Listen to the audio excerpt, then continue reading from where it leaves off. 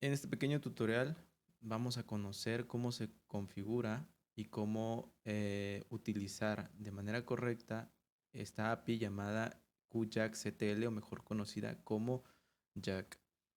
Al momento de abrir esta pequeña API, vamos a ver el apartado gráfico como tal, que tiene una variedad de botones que hacen ciertas acciones. Tenemos el botón de inicio, que lo que hace es iniciar o levantar el servidor de audio, lo cual esclaviza una determinada interfaz de audio que nosotros hayamos configurado en el apartado de configuración. Luego tenemos el botón de detener, que lo que hace es detener el servidor de audio sin la necesidad de cerrar la API. Llegamos al apartado de mensajes, que lo que nos da es la información de lo que está pasando en el servidor Jack para saber si hay errores y toda la información que se necesite. Tenemos el apartado de sesión, que es una opción que yo hasta la fecha no he encontrado útil. Tenemos el apartado gráfico, la cual nos permite hacer conexiones virtuales entre diversos programas o plugins que soporten esta API. Podemos hacer ruteos muy interesantes y cosas muy avanzadas combinando conexiones MIDI con conexiones de audio y procesos de audio. Tenemos el patch bay, que es prácticamente lo mismo que el apartado gráfico, solamente que de una manera distinta. Tenemos la opción de salir, que lo que hace es cerrar el programa y finalizar la sesión de audio. Luego tenemos la opción de configuración. Y aquí tenemos varias pestañas en la cual está configuración, opciones, donde podemos poner scripts para que hagan determinadas tareas cada que iniciemos la API. El apartado display, que se encarga del apartado gráfico, cómo se ve.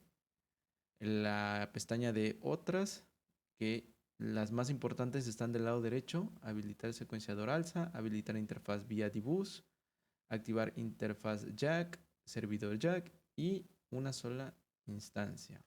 La antepenúltima, que es detener servidor jack a la hora de cerrar la aplicación, esa es una opción que podemos activar o desactivar. Yo la tengo activada porque en ocasiones me es más rápido darle salir y que se finalice. Luego nos regresamos a la pestaña de configuración y abajo hay otras dos pestañas. En esta pestaña, en la primera, podemos ver el driver que vamos a usar. El que siempre se debe usar es alza, si estás usando los drivers de alza, que es lo que casi siempre utiliza Ubuntu Studio y las otras versiones de GNU Linux. Luego activamos el tiempo real. En medio podemos ver las configuraciones de la interfaz. Aquí podemos en la primera seleccionar las diferentes interfaces que tengamos instaladas o conectadas a nuestra computadora. Yo tengo tres. En este caso tengo la CMedia CM18768, la HDA ATI SB y una Steinberg dedicada UR22C. Tenemos las frecuencias de muestreo. Aquí, dependiendo del tipo de interfaz que estemos utilizando o que tengamos conectada a nuestra computadora, son las diferentes frecuencias de muestreo que vamos a utilizar. Si es una interfaz de audio profesional dedicada, vamos a tener hasta 192.000 frecuencias de muestreo. Cuadros o periodos, digamos, es prácticamente el buffer de almacenamiento de la información, que lo que hace es aumentar o reducir la latencia. En esta parte de aquí podemos ver que la latencia ha disminuido a 2.67 milisegundos a 128. Luego, si lo aumentamos a 1024, pues aumentará 21.3 milisegundos. Luego tenemos el apartado de drivers MIDI, en la cual, si queremos tener drivers o no, se activará o desactivará las conexiones MIDI. Yo siempre las mantengo activadas en sequence o en RAW. Cualquiera de las tres, yo recomiendo siempre la última. Luego nos vamos a la pestaña de avanzados y aquí ya podemos, digamos, modificar de manera más profunda el servidor jack, pero aquí hay que tener mucho cuidado. Yo siempre recomiendo usar esta opción cuando tenemos interfaces de audio de baja gama. En el caso de que tuvieras una interfaz de audio que solamente recibe información, o sea que solamente tiene entradas pero no salidas, se combinan en esta sección aquí: dispositivo de salida y dispositivo de entrada. Aquí podemos combinar dos interfaces para que funcionen como una sola, ¿sí? Pero siempre es mejor utilizar solamente una interfaz. ¿Cómo sabemos qué interfaz funciona y cuál no de las diversas interfaces que podamos llegar a tener conectadas en nuestro equipo? Bueno, entonces nos vamos a la opción de configuraciones y vamos a ir probando una por una. En este caso yo tengo varias, ¿sí? Pero no significa que todas esas interfaces van a funcionar. Yo ya tengo identificada cuáles son las interfaces que funcionan en mi equipo. Entonces, hay interfaces que van a funcionar, pero no les van a dar entradas ni salidas de audio, a pesar de que aparecen, ¿sí? Entonces hay que tener mucho cuidado con esto. Hay que hacer pruebas de iniciar el servidor. Si no marca error, funciona.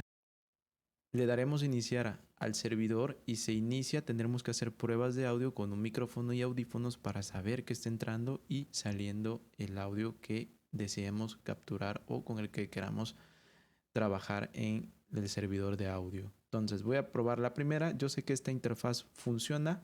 Entonces no va a marcar ningún error. Bueno, por ende ya está preconfigurada y está iniciando. Le doy detener. Probemos de nuevo. Está ahí. Le vamos a dar a iniciar. Y efectivamente, correcto. Está funcionando la interfaz. Como vemos, aparecen todos los mensajes. Nos vamos al apartado de gráfico y el sistema está trabajando de manera correcta. Por ende, deberíamos hacer pruebas de audio para saber si realmente está entrando y saliendo información de esta interfaz. Pero eso ya quedaría de la mano de cada quien. Vamos a probar con una segunda interfaz. Vamos a probar la PCI DAC y ADC. Le damos a aceptar, le damos a iniciar.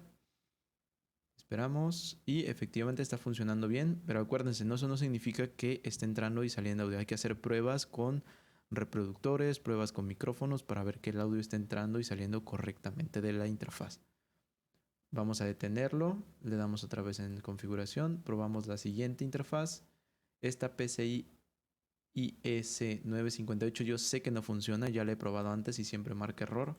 Le damos a aceptar y la vamos a iniciar y esperemos un momento. Como vemos, aquí el inicio no fue rápido como en las anteriores interfaces, por ende ya deducimos que está teniendo problemas la API para poder funcionar. Entonces solamente hay que esperar que los errores aparezcan para después con un monitor de tareas finalizar todos los trabajos de la API y que al momento de volver a iniciar Jack funcione correctamente. Bueno, aquí ya apareció el primer error. Esperemos un rato más y va a aparecer otro error todavía. Se dan cuenta, aquí ya se congeló y apareció el siguiente error. Y se dan cuenta, en el apartado de mensajes o las opciones de mensaje nos está diciendo todos los errores que hay en la API. Entonces, cambiamos, bueno, vamos a finalizar Jack para que funcione de manera correcta en la siguiente configuración. Cuando pasen este tipo de errores, hay que finalizarlo desde un monitor de tarea, porque si intentamos configurarlo con estos errores que ya hay en el servidor, pueden marcar error en el nuevo servidor que intentemos configurar. Entonces le damos matar, proceso y listo. Volvemos a hablar a la API, nos vamos otra vez a configuraciones. Si se dan cuenta, esto es muy rápido, hay errores, se cierra el programa y se vuelve a abrir inmediatamente y no hay ningún problema. Vamos a probar la HD ATI. Esta interfaz es de la cámara web que tengo, que aparece solamente un micrófono, solamente tiene una entrada pero no tiene salidas. Y este micrófono tiene una pésima captura de audio, entonces nunca la utilizo. Vamos a la HD ATI, que yo sé que esta también funciona. De hecho, esta es la interfaz de audio interna de mi computadora. Le damos a aceptar y le damos iniciar. Y efectivamente está iniciando correctamente la interfaz. Por ende, hay que hacer pruebas de audio para ver que todas estas interfaces funcionen correctamente. Le damos detener, nos vamos a la siguiente interfaz, la BT20 Analog, aceptar, iniciar. Y esta igual, efectivamente, funciona correctamente. Vamos a la siguiente, configuración, la BT-ALT Analog, iniciar y aquí está. Esta tampoco funciona, entonces ya descartamos dos interfaces que no funcionan. Cerramos, esperamos un rato a que marquen los otros errores, efectivamente, y vemos los mensajes. Vamos a el monitor de tarea y vamos a finalizar o a matar a Jack para que después lo llamemos y funcione correctamente. Lo llamo y efectivamente aquí está de nuevo. Vamos por la siguiente. Bueno, las otras dos que son la Steinberg no las voy a probar porque si no la grabación del video se va a cortar. Entonces yo ya sé que funcionan y con estas dos drivers o estas dos configuraciones no tengo problema. ¿Sí? Entonces, para terminar, estas interfaces de audio no necesitan instalar ningún tipo de driver ni hacer ningún tipo de configuración como se hace en Windows, que se tiene que instalar los famosos controladores.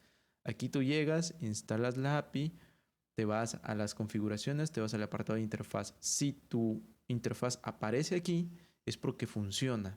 Solamente habría que hacer pruebas de entradas y salidas de audio para saber que efectivamente la interfaz esté funcionando de manera correcta y también probar con diversas frecuencias de muestreo para saber cuál es el mínimo y cuál es el máximo de frecuencias de muestreo que tu interfaz o tus interfaces soportan para que tú sepas muy bien qué es lo que vas a utilizar por cada inicio de sesión que tú hagas en la API de Jack. Entonces, con este pequeño tutorial terminamos y más adelante estaré subiendo otros tutoriales de opciones más avanzadas sobre el audio profesional en Ubuntu Studio que también pueden ser aplicadas en otras distribuciones Linux que usen a Jack como una API de servidor de audio. Entonces, nos vemos al siguiente video.